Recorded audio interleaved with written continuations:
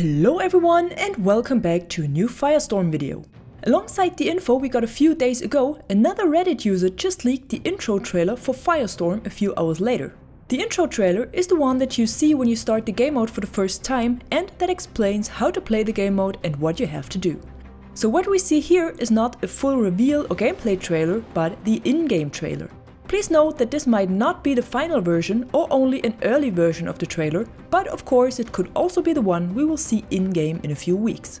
But no matter if it's early material or not, the trailer gives us some more and really interesting information. Most of the things that are explained by the announcer were already part of my last video, but now we can finally see them and there's more than that shown in the trailer if you take a closer look. So while the bigger YouTubers are in Sweden playing Firestorm and recording some first gameplay for us, let's take a closer look at the trailer. In the first sequence of the trailer we can already take a look at the HUD elements. On the left we have the symbols for either the squads alive or the amount of players alive, and below the kills the player made. So in this case 0. Down below is the bar we know from other Battle Royale games already that shows the player's current position compared to the position of the safe zone and the incoming storm. In the bottom left corner is the minimap, and we can see that the player is close to the storm with its teammates around him, and the green line shows the way to the current safe zone. Next to the map are the icons for the squad, including their classes, names, health and armor status. So we definitely know that the typical Battlefield classes Assault, Medic, Support and Recon will be available in Firestorm as well. The bottom middle part of the screen is a bit hard to see as it's covered by the subtitle, but what we see here is the player's health and armor status. We will have 150 health, so 50 HP more than in the multiplayer, and an additional armor of up to 150 points depending on the rarity the armor has. With a tier 1 armor you will get 50 points, with a tier 2 100 and with tier 3 the full 150 points. In the bottom right of the screen we can see the inventory. At the top are the 6 different types of ammo and a number that shows the current status of the inventory with up to 100 slots available. Below the ammo are the 2 weapons the player is able to carry. In this case it looks like a Suomi SMG and a Gewehr 43 to me. Both are weapons of tier 1, which means they have a common rarity, but more about that later. Below the weapons are the 2 gadget slots. The gadget on the left looks like a bandage to me, the gadget on the right is the well-known Panzerfaust. Below the gadgets we can see the backpack icon, so these are the additional inventory slots that are available by picking up a backpack. In this case the backpack has tier 2 and the stored gadget in there could be one of the big med packs that you can use to heal yourself up. Down below is the ammo state of the currently used weapon. In the middle of the screen we can see the 3 objective icons, which are the dynamic objectives your squad can capture to get better weapons, reinforcements or vehicles.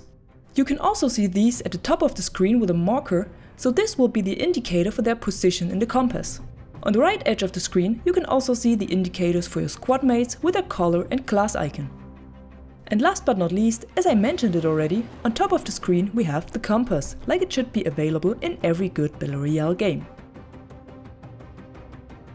Let's move on and look at this beautiful destruction that the Firestorm deals to the environment. I wouldn't want to be out there. Firestorm will be available in solo, duo and squad mode. And we will not only get ground vehicles but also helicopters that you can shoot down with your Panzerfaust. I can see some really good only in Battlefield moments here. At the start of each game you jump out of a plane with a parachute on your back and try to find a good landing spot. And here's our first look at the Firestorm map. You can see the route of the plane and the storms already there, which is kinda new for Battle Royale games. This would mean that there's always only a part of the map available in each match. The names are really hard to read in the current resolution of the trailer, but we already see that about 1/3 of the map is covered in snow while the rest is green, and we have a huge lake in the middle. There also seem to be a ship dock, towns, little villages, a train yard and a dam. In the bottom left corner of this screen you can also see how many players are still in the plane, how many are still alive and how many kills the player has done. Of course none, because he's still on the plane. And he is alone, so this shows the solo mode. Zoomed in we can see that the player plans to drop down at the train yard, which looks like a good location if you don't like to get into the thick right from the beginning. Next up we can see some of the loot and how it looks like. So in this case, there's a 12G automatic shotgun lying on the ground with some ammo and a health pack next to it. What you can see on the top right is another ammo crate, but for a different type of ammo. By the symbols painted on it, I would assume it's SMG bullets. Next up, we can see one of the objectives that can be captured. In this case, a bunker. If the animation of the soldier turning the wheel to open the doors was just made for the trailer, or if this is really a part of capturing the objective is not known yet.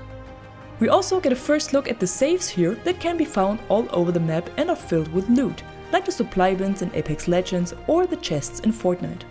What we can see here might be one of the so-called vehicle breakouts or lockouts that you receive by capturing one of the 3 available objectives. In lockouts, you can expect to find higher tier weapons, gadgets and reinforcements, while in vehicle breakouts you can find better and stronger vehicles like the Tiger or Valentine tank or the helicopter. The balloon above them obviously shows if the objective is still available or not and may also have the use of some kind of waypoint. Once the objective is captured, you can collect the high tier loot. In this case, a tier 3 FG42 plus ammunition or the helicopter. What we see here is a Flatner FL-282 Colibri helicopter, which was invented and used by the Germans during World War II. If this will be the only available helicopter in Firestorm is not known yet. But as we get a British and German tank, we might also get a British helicopter. Let's see. The next scene is also pretty interesting as it shows an amphibian vehicle. This one was invented by the Germans and is called Volkswagen Type 166. I'm not sure if it has a mounted LMG for the passenger or if this is only the passenger's weapon deployed on a bipod on the hood of the vehicle. Either way, as a passenger you will be able to shoot while in a vehicle. Next up, you can see the British Valentine tank that you can receive in vehicle breakouts by capturing one of the dynamic objectives. The other available tank is the German Tiger. Next up, we can see one of the weapon crates and the 3 different weapon and gadget rarities. Green is common, blue is rare and purple is epic. The higher the rarity, the better the weapon and the more specialization slots seem to be available. In this case, there are 2 sniper rifles shown. A ZH-29 with a quick aim down sight perk and the bayonet, and the Lee Enfield rifle with a bipod and scope equipped, the fast bullet specialization and quick ADS as well. The different types of ammo have different shaped ammo crates and also different colors, so you are able to tell at one look if that's the ammo you need or not. You can also drop ammo in every other part of your inventory to share them with your squad mates. I was already talking about the backpacks. They extend your inventory and you can find them in 3 different types of rarity as well. The higher the rarity, the more space you have. In this screen we can see one of the reinforcements stored in the soldier's backpack. This is the artillery strike that you can get by capturing one of the 3 dynamic objectives. As it says flare gun, I assume you can use it like the Infiltrator Elite kit in Battlefield 1. Just shoot the flare to mark the spot and don't stay too close to it. The next scene shows one of the armor plates that I think will be used to repair your armor. If your armor and health is not strong enough, you will get downed in duo or squad mode. In this status, you slowly bleed out, but you can still crawl around to get closer to teammates or behind a shelter so enemies can't finish you. While you're waiting for your squad mates to come for a revive, you are still able to shoot your sidearm.